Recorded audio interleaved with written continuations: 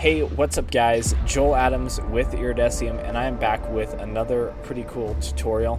In this video, we're going to be learning a couple different ways to create a simple laser. So creating a laser, as you might imagine, would be pretty easy. However, there are tons of different variations, and I'm going to say right here that of course these lasers are not really going to be physically accurate. We are just cheating the whole time, and that is perfectly fine. That is what doing CG is pretty much all about. So anyways, I'm going to open up Blender and we are going to vaporize everything here, and then we're going to add in a, well, you could really add in anything, but I'm going to add in a circle. And let's set this down to 16 just to make sure. And then we'll go to the front view, rotate 90 degrees. And then we're going to go tab into edit mode, E and X to scale that out. Select everything, S, Shift X to scale it down. So I'm going to switch to EEVEE. The first laser we're going to create is in EEVEE. I'm going to go New, Diffuse, Emission. Then I'm going to go over here and turn on Bloom. And that's basically it. We have just created a laser. Very, very simple. What about cycles? Let's go to Cycles. Add our camera in, Control Alt Numpad 0, and let's switch to the GPU. There we go. I'm going to go ahead and make our background black. Move this up on the Z, rotate it down a little bit, add in a plane. Cool. I'm going to turn this down to 75 and render that. Very nice. Now go to the compositor, click Use Nodes. I'm going to drag this out a little bit. We're going to go Filter, Glare, Streaks, Fog Glow. Control Shift click on this and drag your viewer node up here. And yeah, that's it. You've now got your laser glowing and it looks pretty decent. So what if you wanted to add just a tad bit more realism? So what I'm going to do here is we'll go ahead and delete this and I'll add in a cube. Actually, you know what? I'm not going to delete that. Instead, I'm going to move this. New collection, and we'll call this Beam 1. And then I'm going to go and add in a cube, tab, GX1. Basically, we're doing the same exact setup. Scale it on the X, and rotate it. So this one's going to be a bit fancier. Go to the rendered view. You can't see anything at the moment. And then I'm going to go and I'm going to open up a new window here, shader editor, and new. Delete this and add in an emission. Plug that into the volume, and you've got this. Pretty stupid looking. Let's go and go texture, gradient. I'm going to Control Shift click on this, and if you add in a sphere, you're going to get that. It's basically pinned to this point right here. I'm going to hit Control T to add in a mapping and texture coordinate node. And then I'm just going to plug this object into the vector here. And you can see that the sphere is now right there. You're going to get this, which looks kind of ridiculous. If you apply the scale, you're going to see a little bit more of a gradient here. Let's go ahead and turn the scale here down. So if I just select all of these and try 3, now you can see kind of a half sphere, which is pretty cool. It might be the X. Nope. Try that. Yeah, here we go. So now we've set X to 0, and that is stretched out infinitely on its local X axis, leaving us with this nice laser shape. So you can kind of see where I'm going here with this. Now what I'm going to do is I'm going to add in a texture, noise texture. I'm going to go color, mix, plug this in here. Set this to multiply. Now we're going to go converter, color ramp, and you can see we're kind of breaking apart the laser, which is very cool. See what overlay does. Yeah, now that we've turned the contrast up, that's actually looking a tad better. Add another mix here, set it to add. Grab this same gradient, plug it in there, and then go converter, color ramp, and turn that down.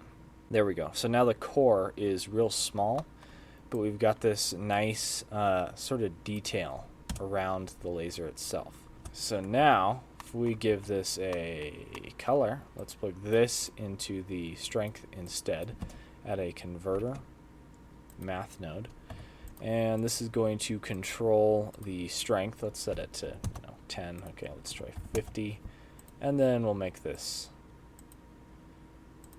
nice Sith red. There you go. That is very simple and pretty cool. I'm going to try blue.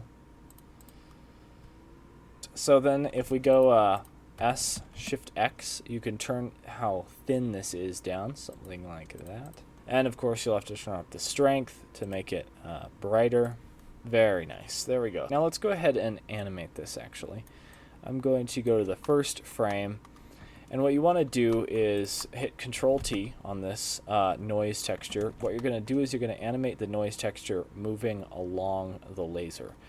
So I think it's going to be X. Sometimes it is rather difficult to tell, but if we Control Shift click on this color ramp, unplug that, and then head to EEVEE. So I'm going to go and grab this X location, insert a single keyframe on the X. Nothing has changed here.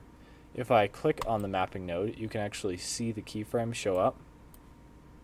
I'm then going to switch to the graph editor, go over here, and if your object is selected, we've got the laser selected, and then under this shader node tree we've got X default value selected. We can go under modifiers and add a generator, and that is going to sort of animate it for us. It's going to be moving on its own. You can set it down to 0.1. If I set this down to 0.01, you can see it's moving in the wrong direction. So I'm going to try negative 0.1, and that looks like it's working. So if I turn on motion blur, I don't know if motion blur will work with this or not. Looks like it does. Go to the shader editor and plug it in there. So now it is animated. If you were to render this out, you would see that it is moving. Alright, so now that we've got this laser, you can rotate it around and do whatever you want with it. I'm going to move it to a new collection. Beam 2. Whoops. Okay, well, we'll go with that. Became. And turn that off. The next thing I'm going to do is make kind of an animatable laser, which is pretty cool, that has some sparks. So let's go ahead and add in a plane, tab into edit mode, S, Y, 0, and then go M by distance so that we've only got vertices here. And then let's go G, X, and 1. We've got the same setup except with only two vertices. Rotate this on 90 degrees. Then let's add in an empty. I'll add in a cone, rotate it on the X 90, and just place it right about there, which is fine.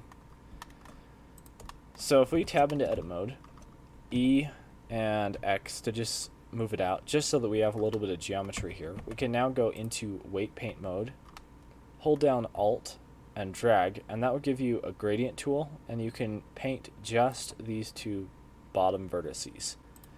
Go into object mode, then into edit mode, delete those vertices, and our gradient should still be there. Now we can go add modifier, hook, select this empty, and then select our vertex group. As you can see, this vertice did not snap to the icosphere. That's because we need it to be in that location when we choose the hook modifier. So I'm going to go ahead and turn this off. We'll go and place this up right at the bottom. Well, near the bottom, maybe a little above. Add the modifier back in, hook, select the empty and the vertex group, and there you go.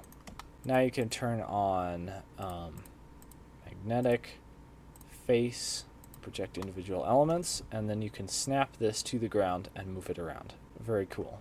So now I can go to our laser object, add modifier, skin. If you go tab into edit mode, you can hit Control A to scale up and down a vertice. You can add in a subdivision surface if you want. I'm not going to.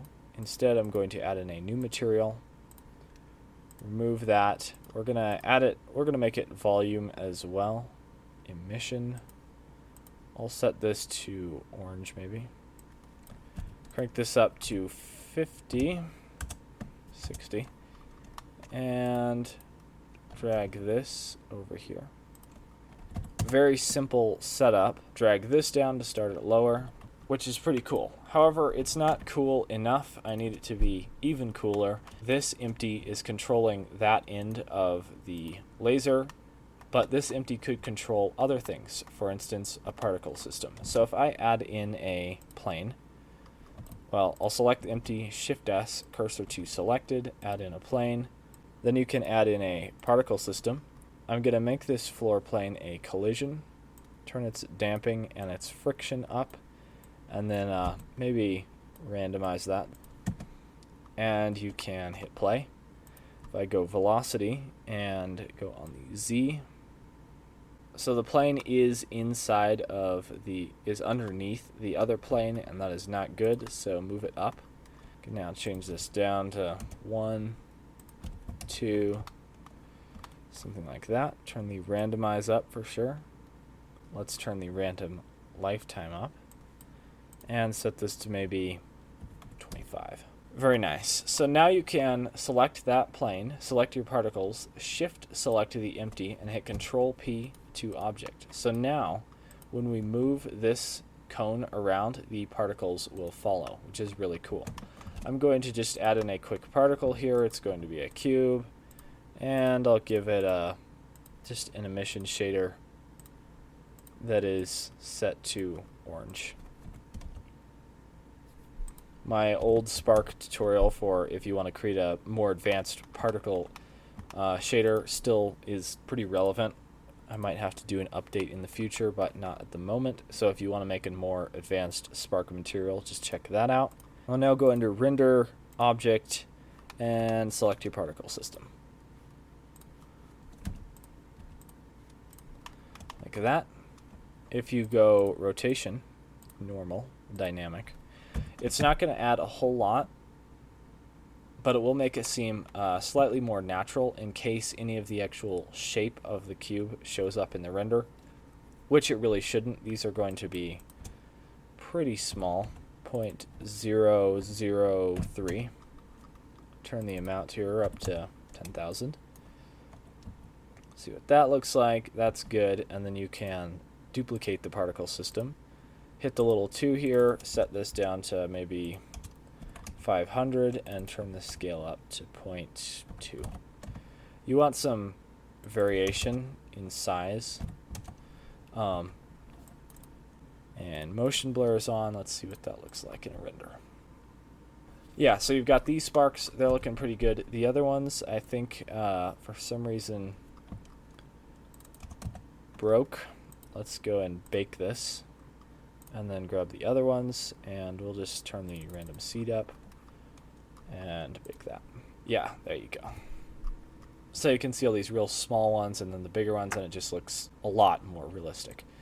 Now, the actual plane itself, you can do a couple things. Either you can add a transparent material to hide it, or you can add an emission, which is what I like to do. Make it yellow, real bright. And it's just going to add a really hot glowing spot right there on the surface.